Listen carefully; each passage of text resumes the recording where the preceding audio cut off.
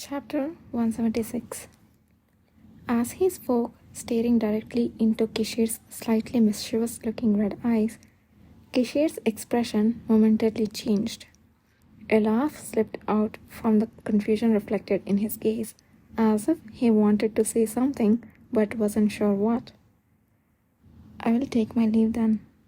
As he bowed his head and turned away, no response came from Kishir, but that was okay. His heart was significantly at ease. "Your Grace, why aren't you coming up? Just standing there since you have returned." "Ah, Nathan."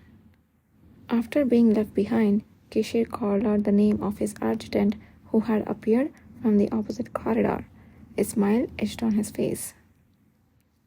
"What should we do about this?" "Pardon?" "This is really troublesome. It's been a long time since I have been pricked like this." "Do you mean you met an enemy on your way here?" "I'm not sure if it was an enemy or not." Frowning, Nathan Zuckerman observed his lord as he muttered something that sounded like a riddle. "I remember you were supposed to return with Sir Ale. Did you send him off ahead?" "Yes. As planned, I sent him to the medical division.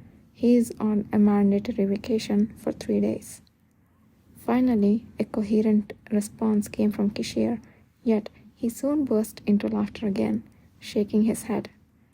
Since he didn't seem upset, Nathan put his worries about his lord aside and followed him upstairs.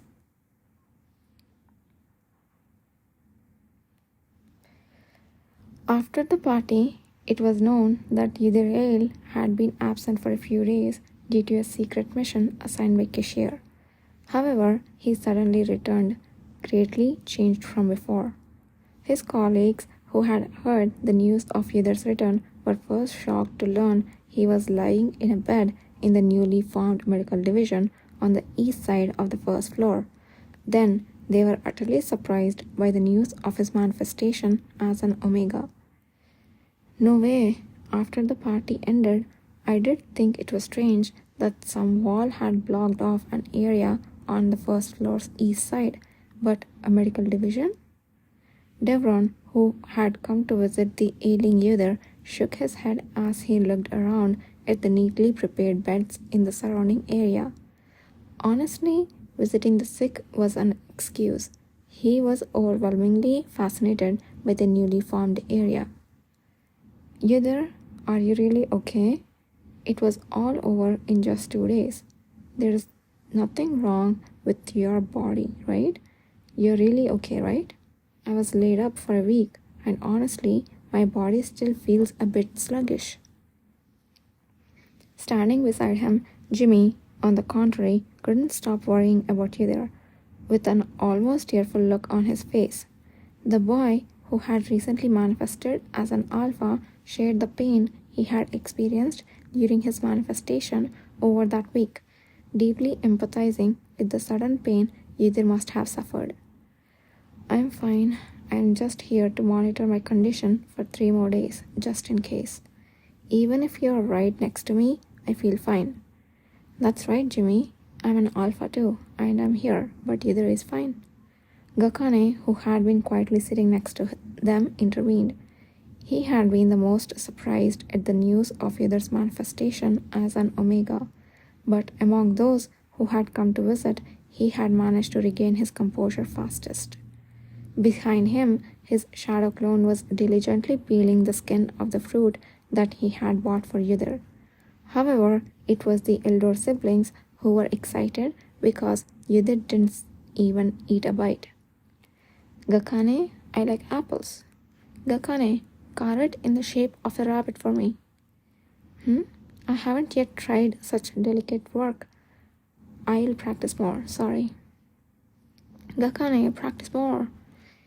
"Even though you lost to us in the last duel." Yudhir silently exhaled, watching the elder siblings nonchalantly stabbing a dagger into Gakane's chest. This tumultuous scene was not the last of his kind. Ever since his return, members constantly swarmed him, so much so that he couldn't remember the last time he had a proper rest. Aside from those who had just arrived, there were so many visitors that he thought every single one of the 330 members would visit it at least once. No, it seemed they already had.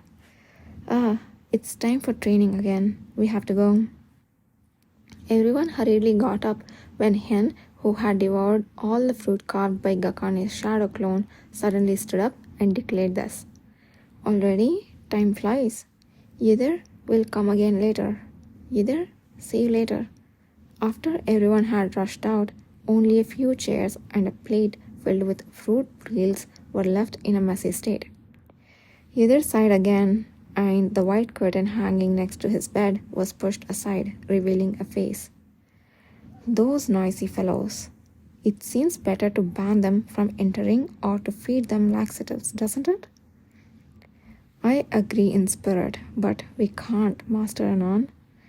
When the young priest called out from behind him, the guardian of Luma, Anon, scratched his scruffy head and clicked his tongue. The basic courtesy when visiting the sick is to be quiet. If you want to visit the medical division that much, they should become patients themselves. But that's why I said we can't. Did you recall the shock he felt when he first entered the medical division upon seeing their faces? He could hardly believe that the green-haired priest Lusan, who had helped him at the previous festival, and Anon were part of the medical staff in the cavalry. While he could understand Lusan, he could never have imagined Anon here, which surprised him to the point of losing his words. In response to Yudhir's question about why he was here, Anon calmly replied that he had come to watch over him. It was even more surprising to find out that he had been selected purely by passing the interviews and tests conducted by the Knights of Paleta and Nathan Zuckerman. On the contrary, Lusan had been promoted to an official priest only a few days after the festival, where he had helped Yudhir and Revlin, as he had caught the eye of Kishir. Despite meeting for the first time, Lusan and Anon got along quite well. Lusan, who was an orphan and was rejected by the senior priest due to his blunt attitude despite his high divine power, quickly followed Anon, who, despite his rough manner of speaking, was surprisingly mature and competent. When Anon mentioned that he had closed his pharmacy in the capital to come here, Lusan's admiration grew even more. From either's perspective, it was fortunate that neither of them seemed the type to spread stories about the cavalry elsewhere. Either I'm here. At that moment, Kana entered the medical division with a bright smile. Either turned his gaze away from Anon, who nodded and stepped back. Did you come up from the underground? No, I have been talking with them alongside Ever. When she said underground, she was referring to Thais Yulman, who was studying the Red Stone, and them indicated Nahan's colleagues, the awakened brothers Gale and Doyle from the Star of Nagran. When Yidhir could no longer continue the interrogation due to his symptoms, Kishir and Kana assigned the task to Ever instead. Ever, a strong-willed country girl, quickly formed a rapport with them and was said to have provided substantial help in a short amount of time. We have gleaned more information from their clothes, weapons, and today's conversation. They said they were feeling cooped up and wanted to go outside, so after consulting the commander, I allowed them to walk around our property. They seemed pleased. Really? Yes, I can't help but feel a bit sorry for them. They seem like people who wouldn't have ended up in a situation if life hadn't been so hard. Yudhir thought that Nahan and the Star of Nagran might sneak in while everyone was away at the party to retrieve them, but nothing had happened. Did the Star of Nagran intend to abandon Gale and Doll so easily? Although not as adept as Jimmy, they were still awakeners with commendable sword skills. To dispose of them so readily raised doubts about the existence of commandery. After assuming that Gale and Doyle would not cause significant trouble even if left alone, Kana summarized the additional information she had gathered.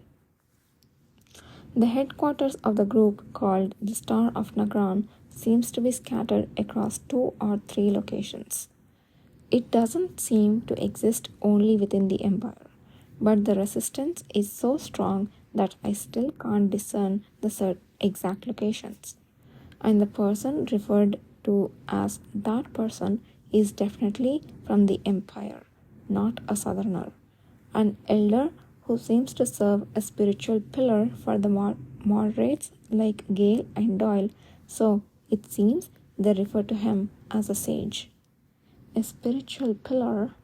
Neither Gale nor Doyle seem to know exactly what the objective is, but they continue to gather awakeners wanting to form a large group, so they can't just leave them be, especially Nahan. A look of concern appeared in Kana's face.